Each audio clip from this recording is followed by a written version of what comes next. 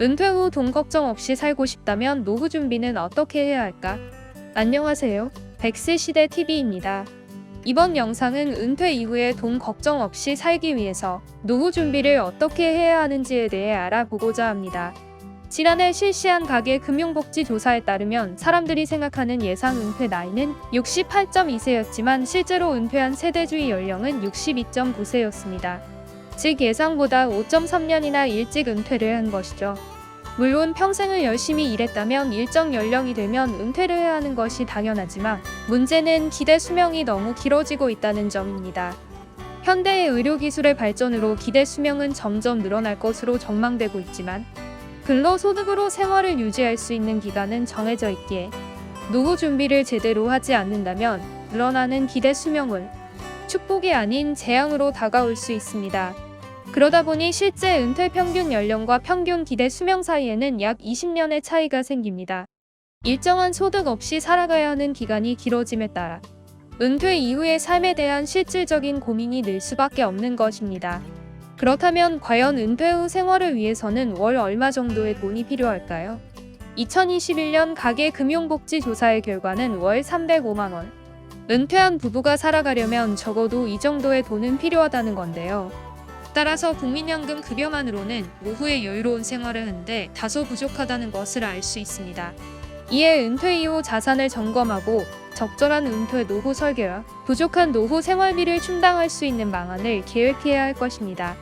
보통 은퇴 후 노후 생활비는 사회활동 감소 등을 고려하여 은퇴 전 생활비의 70% 정도가 적당하다고들 합니다. 또한 연령대가 높아질수록 가계지출의 감소세가 큰 점을 고려하여 체계적으로 노후 준비를 해야 되겠습니다.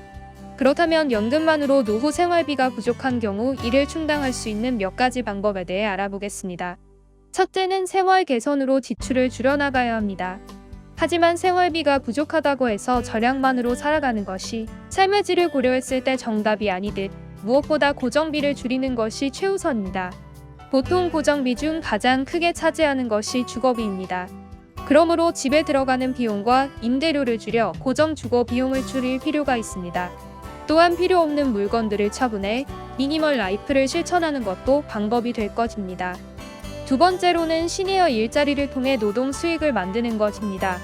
최근에는 정년 퇴직 후에도 새로운 일자리를 통해 노동 수익을 만들려는 사람들이 증가하는 추세입니다. 시니어들을 위한 파트타임과 아르바이트 등을 구한다면 주에 이틀 정도만 일했을 때 한 달에 30만원에서 50만원 정도의 수입을 늘릴 수 있을 것입니다. 현역 시절에 비하면 적은 금액이겠지만 생활비에 보탬이 될 수 있는 수입만 있어도 조금 더 여유로운 생활을 기대할 수 있습니다. 세 번째로는 운동과 식생활 관리로 건강을 지키는 것입니다.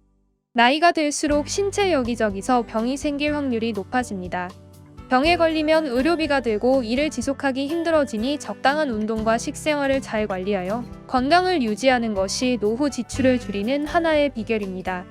네 번째로는 저축과 재테크 등으로 자산을 관리하는 것입니다. 보통 고령이 될수록 예상치 못한 병원비나 추가 지출로 인해 저축이나 자산 운용이 힘들 경우가 많습니다. 그러므로 노후를 준비하기 위해 조금씩 저축을 해서 계획적으로 자산을 관리한다면 노후 자금을 준비하는 데 도움이 될 것입니다.